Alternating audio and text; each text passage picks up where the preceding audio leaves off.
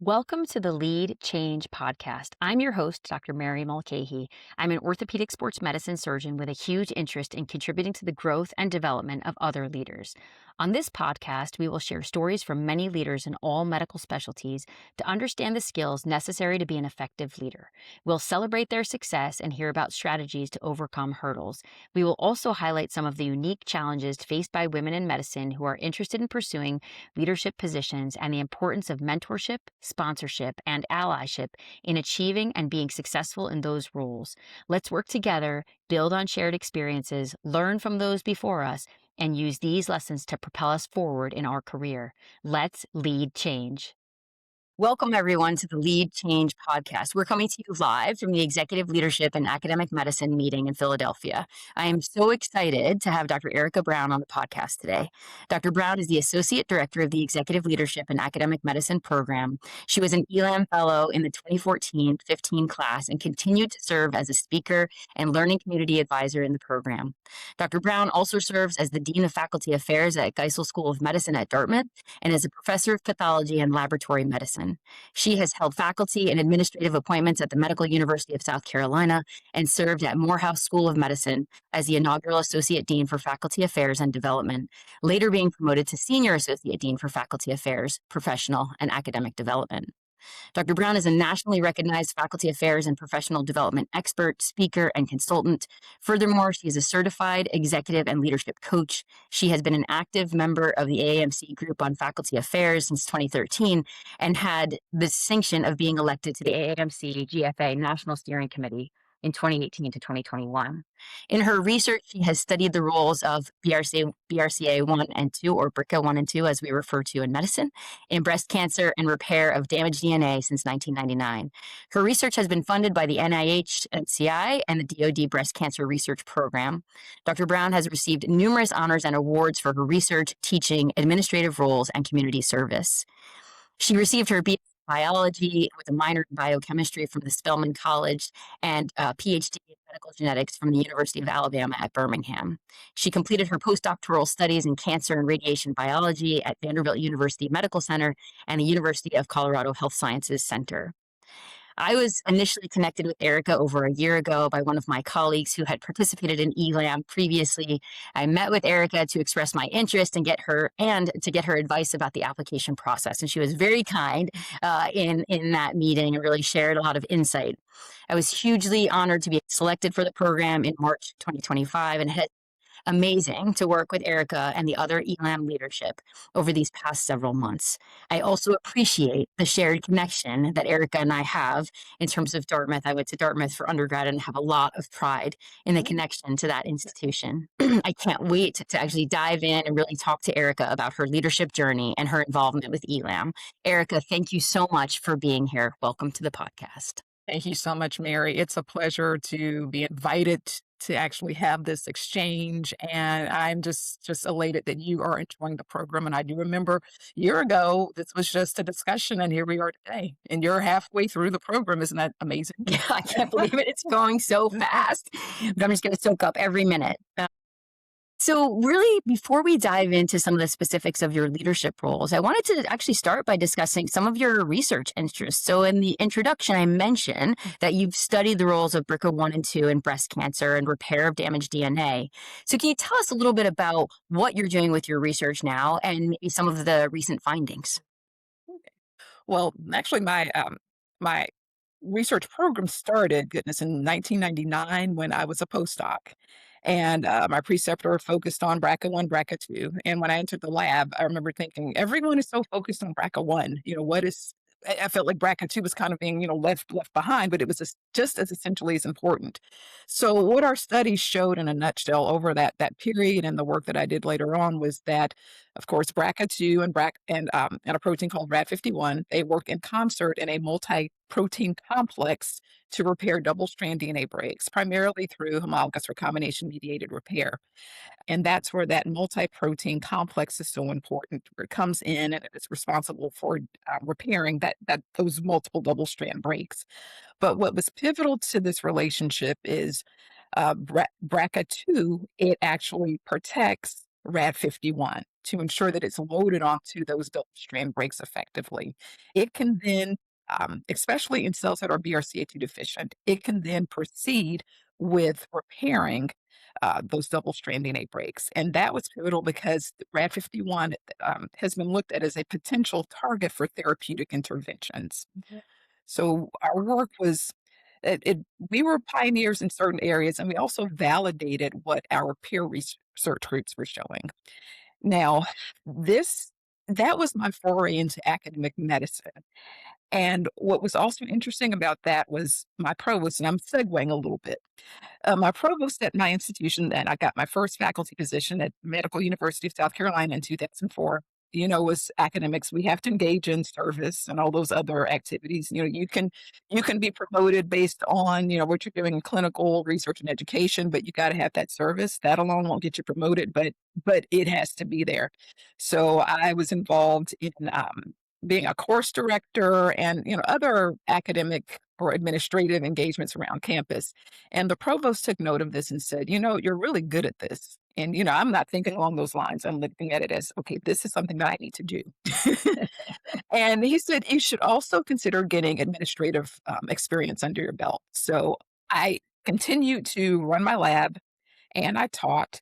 And I had a director position in the office of the provost. So I went from being 75% research, 25% teaching to was that about probably and whatever you do in reality is not the same on paper. So let's just say teaching and research remained the same, and then I also had a 20% increase in administration, and it really opened my eyes to what else you could do in academia because I envisioned myself as being that researcher who is going to remain in the lab until they are close to retirement. And as you know, academics, we are the worst when it comes to retirement. So even though on paper I would have been retired, I still pictured myself as, this 80, 85-year-old researcher still at the bench, whatnot. But, we've talked about bending and shaping as far as your career is concerned. I did quite a bit of that along the way. And I was ready to leave MUSC and move a little bit closer to my family in Atlanta. So I looked at opportunities that were there. And it was brought to my attention that Morehouse School of Medicine was looking for an inaugural associate dean of faculty affairs and development. And I found out in a very serendipitous manner about this position. So I interviewed and I got it. And the work that I had done in the office of the provost, as well as having been a faculty member, both of those were really integral in me moving into this space. So another thing that I tell folks, especially at the mid-career stage, is when you are entertaining taking on more administration, to me, it's like a pie. The pie doesn't get bigger, but as one slice gets bigger, other slices get smaller. So knowing that I was taking on a larger administrative role, that caused the other slices of the pie to get smaller. And this is where the bending and shaping of the career came into place. I knew that I did not have the time that I would have desired to remain in the laboratory as much as I had before. But I found ways to remain engaged in science. So I continued to contribute intellectually to the work of my collaborators. I still or continue to serve on NIH DoD study sections, have chaired sections, and those are the ways in which I've continued to remain active on the research and scientific side. And now I am primarily an administrator. Yeah. Yeah. Well, I love that. Like you shared all this information. I want to go back to some of the, just touching on some of that research, like when you were doing that and then getting into some of these other roles. I love seriously, like very impressive research, really important. And I love to see like how that you laid the groundwork and then there was a direct clinical translation. So just for everybody listening, like there is a lot of collaboration and really very close work between, work that's being done in the lab and then trying to translate that to actual clinical practice. And so it's amazing that you saw that with the work that you were doing. And I was very curious how you made the transition into, leadership within the School of Medicine, within medical school. And so I love how you laid that out for us. It's really interesting that someone also saw that in you, right? saw your interest, saw your skill set, and then really encouraged you. And I think we can all take something away from that. That really, when mentors or other leaders we're working with encourage you to do something, you say, like, wow, like they are seeing something, they're seeing a skill set, and maybe I should take advantage of this. And I wanted to dive in a little bit more because you introduced it, right? Uh, the inaugural role that you served at Morehouse. So, as associate dean and then senior associate dean for faculty affairs and development at the Morehouse School of Medicine. So, incredible to be the first person to serve in that role and then grow in that, to a more senior position. So, what were some of your main responsibilities in those roles? Well, first, the office, it was more of, I'd say a faculty affairs office that focused on promotion, tenure, faculty recruitment, and it really needed to become this storehouse of resources for faculty. And that's where that professional development arm was so critical. So when I was brought in, I was recruited. I was brought in to really take a deep dive at where we could enhance the faculty affairs side and then build this professional development or faculty development arm. And I started with just performing a needs assessment. What do faculty need from their perspective? What are the gaps? What are we lacking? What do they feel is required for their advancement here? And not just advancement, for their satisfaction as a faculty member. And we actually did that from 3 perspectives. So directly from the faculty, and then we also performed a needs assessment from staff and from students. So through that, we built a plethora of faculty development resources. Of course, the standard seminars and workshops, and seeing who we could bring in from the outside. And that was where, little later down the road, my ELAM networks, as well as my colleagues at the AAMC, helped stock that because I had, just a storehouse as well of speakers that I could bring in. In addition to that, 2 of my major mentors I got through the AAMC. But one thing that is important is the provost at my previous institution, that was before we actually coined the term sponsor.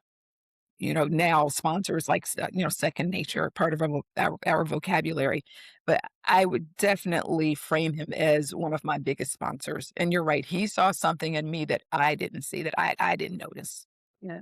Yeah, that's fantastic. And I love how you laid that out too, how it was first to enhance faculty affairs, which for anybody listening, faculty affairs really applies more to kind of how you move through the process of promotion and understand that whole process, what needs to go into it, what criteria you need to meet. And that's different from institution to institution. But then also how you built onto that the faculty development component.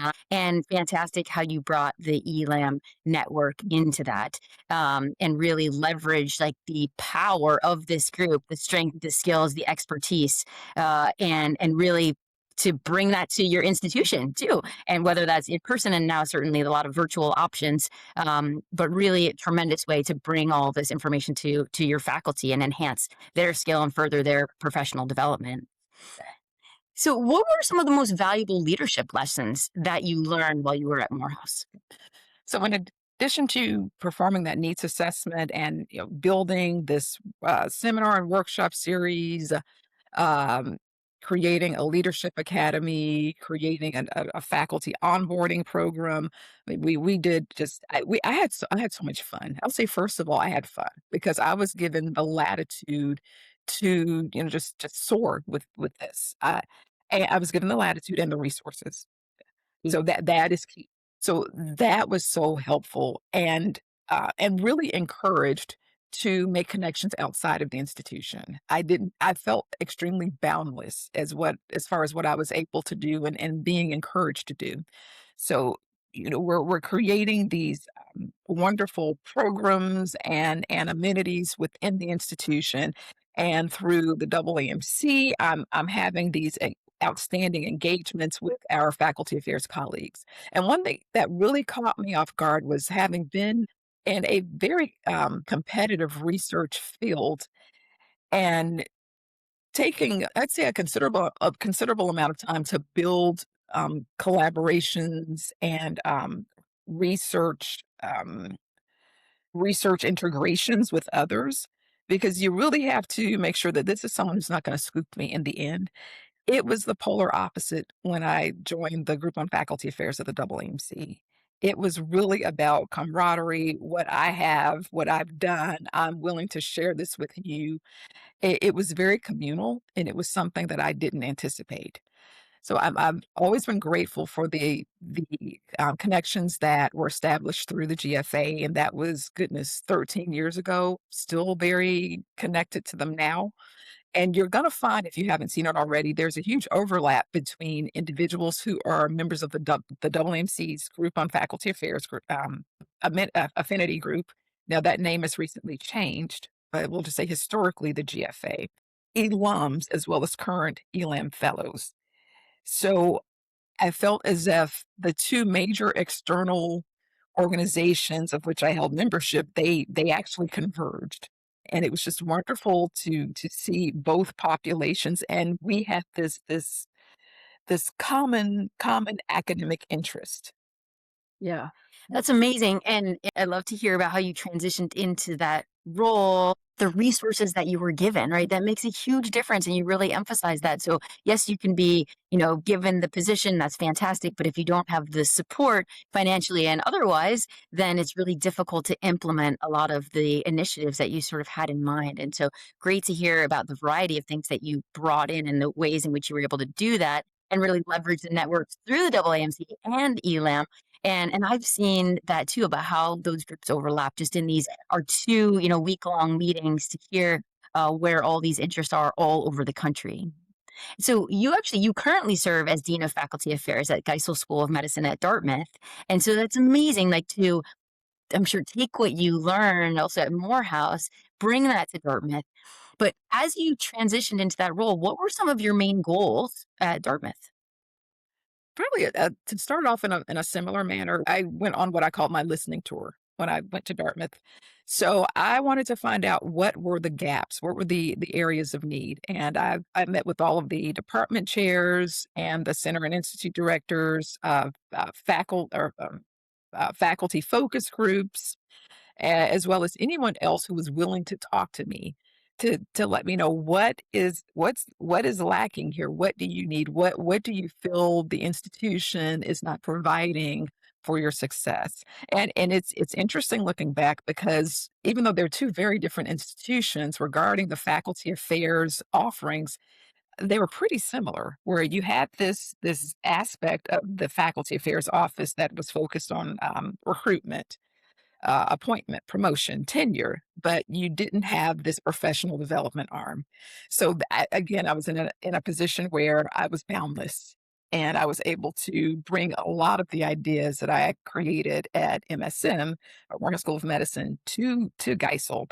But what was different this time was I wasn't just resigned to the medical school. I also had an opportunity to work with the hospital, to work with our clinical sites. So I appreciated that, because that challenged me even more, to not only focus on solely academic offerings, but what can we provide that's a little bit more on the clinical side for our faculty that are at the clinical sites, who may have what we call a clinically prefixed or adjunct like appointment.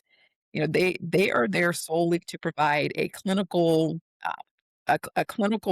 responsibility, or a clinical offering, and the education or teaching component may be light, but they still wanna have that academic engagement. So for me, this was an opportunity to be even more innovative.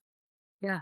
Yeah, that's amazing. I didn't know about how there's that difference between your previous position and then this opportunity at Dartmouth or at Geisel School of Medicine to interact. And there is a clear distinction like that. There are some faculty that even though they're at the hospital, they may not interact as much or have as much responsibility with learners, medical students, residents. And so it's great that in your current role, you're able to provide and help supplement sort of faculty development, professional development opportunities for all of those faculty, right? That's amazing. And so you've served in numerous leadership roles. We have touched on a couple of them. This has been throughout your career. You're a very prolific and well respected researcher. And I wonder, with all of that, really, Erica, what is your main purpose and motivation in everything that you do, right? What is it that really drives you? There are 2 things. I love building I love building, just building, metaphorically, physically, you name it. Uh, I like seeing where there's a blank slate and I can envision what's needed, and I know how to get the framework together and to stock it. And I love doing this in this capacity administratively. So to see what the needs are and how we can really build this structure to meet the needs of our stakeholders. That's number one. And then number two, I think anytime we are given a position of leadership, that is really a position of privilege where you are entrusted to help meet the needs and support the advancement of others. So for me, it's the 2 things. I love to build, and I love to see how I can help others advance. And it's not so that I can take the kudos or anything, but I ultimately, I like seeing people happy. Yeah. I really do. Yeah, yeah. And speaking of the building, there's this picture that it's my mother's favorite picture. I think I'm about 2. And, we had this, she would keep my toys in a cabinet. So she gets this picture takes this picture of me going to this cabinet, and I'm taking out a box of the little wooden blocks, building blocks. And she said that was one of my favorite toys. Oh, So perfect. I didn't know down the road that I would actually continue to build, but metaphorically. Yeah. Mhm. Yeah, that's so perfect. That's right in line, obviously, with everything that you're doing now. But I love too the point that you made about the privilege, right? Privilege of being in a leadership position, and then with that comes a lot of Yeah. responsibility, right? But really like embracing that, and clearly you do that in every aspect of your career. So fantastic. And as I mentioned briefly in the introduction, you are the Associate Director of ELAM. It's amazing, and we all love working with you. I wonder if you can share with us a little bit about what are you most excited about in terms of what's on the horizon for ELAM? Having finished the program almost 12 years ago, it has just been amazing to see how much the curriculum has evolved, how much larger the classes have gotten, and how much more accomplished the fellows are. We joke and say if we had to apply to ULM now, I don't know if any of us would get in. I mean, you all are like amazing, amazing. So I'm excited about the opportunity. I know some people were a little uncomfortable that we had to open it to everyone, but we've seen it as an opportunity, and it's an opportunity to educate, and it's an opportunity to just meet needs in another way.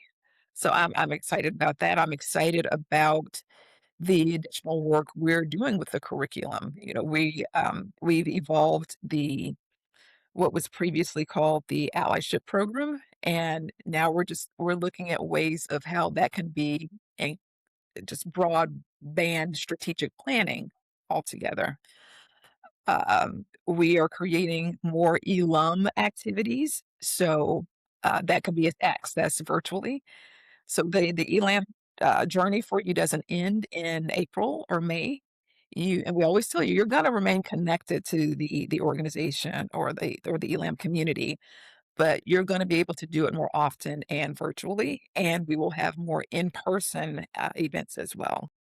That's fantastic. I know I think all of us, like, we're looking around the room, we're like, wow, first of all, like this week is almost done. We're a Yeah. few hours before the end of this week, 6 days of just, receiving a lot of information, processing it, working through that, but it goes so fast. But then to think we have only one more week of in person together, and it's just flown by. So it's amazing to know that there's this other programming coming down the line that we will have more opportunities to continue to work together and to interact regularly with other ELUMs and just continue to learn and grow and evolve. Because I think that in leadership and in medicine is a constant process. Exactly. So I want to round this out with a few questions that I like to ask all of my guests. So first, the name of this podcast is Lead Change. Erica, what does lead change mean to you? So for me, and just from my experiences and being in leadership positions, lead change means taking a look at your environment, your landscape. What are the gaps and what are the hindrances that are preventing your stakeholders from succeeding?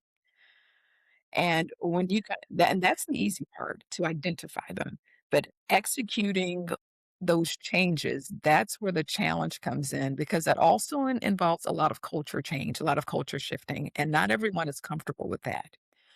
So with lead change, you also have to incorporate communication. You have to make sure that people are heard, even if their ideas are not the most ideal. Just knowing that they have been heard and that they have been considered, that makes a huge, huge difference when you are trying to, shift the culture. Transparency, because you have to build trust. So operating off of an agenda that's not a hidden agenda, letting people know this is a vision, these are the plans, this is this is what's on our radar for moving forward, and maintaining that communication once people have seen what the plans are and letting them know. And I want continued feedback from you. You're on this journey with us, or you're on this journey with me. And the other is consistency. People, especially when you're in a level of authority, whether you like it or not, you are a high profile individual, and people are watching you to see if you're going to actually, if you're going to talk the talk, are you actually walking the walk? Are you going to be fair? So that consistency as a leader, it's so important because that also builds trust, not just the transparency, but the consistency in action. And I'm a policy-based person. If you're in faculty affairs, you have no choice but to be a policy-based person. So to make sure that you're treating everyone consistently. Yeah. Yeah. All fantastic points. And I love the emphasis on identifying the gaps, but then really working collaboratively too to try to fill those gaps with communication and transparency and building trust. And we have talked a lot this week too about change. Change is inevitable, right? Change is going to happen. But as you've touched on, getting the stakeholders involved, communicating, having a shared mission, right? Then that makes it that much more likely that these initiatives will be successful and that it's for the greater good and that everyone benefits, and highlighting the ways in which those groups will benefit makes it brings everyone on board and working together. Exactly. I wanted to ask you too, this is a group, we're talking to a group who's very interested in learning and growing as leaders. Are there any books that you think were helpful for people to read and kind of just appreciate about leadership skill development? There are tons of books out there. And the one that really spoke to me is one that will probably surprise people, and it's The Four Agreements. I'm not sure if everyone has read that. It is a very short read. It might be 80 pages. But one agreement that stood out to me was always do your best. And what we interpret as doing your best is meaning you're going to do everything perfectly.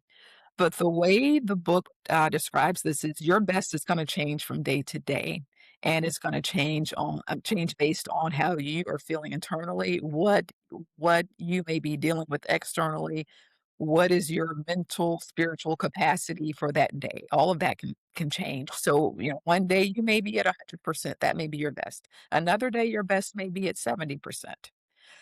But you really have to do your best based on what your capabilities are at that time. Now, granted, there are some caveats there because I know a lot of us are entrusted with the healthcare of others. So doing your best and knowing what your limits are, but ultimately not abusing yourself because for reasons that may be beyond your control, that you aren't at what you consider to be your best. Yeah, yeah. Such important points. So, the Four Agreements. I have not heard of that book, so definitely add that to your list of books to really dive into and take away those important lessons. So, the last question I'd love to ask you is, do you have a favorite quote? I do. My favorite quote is iron sharpens iron.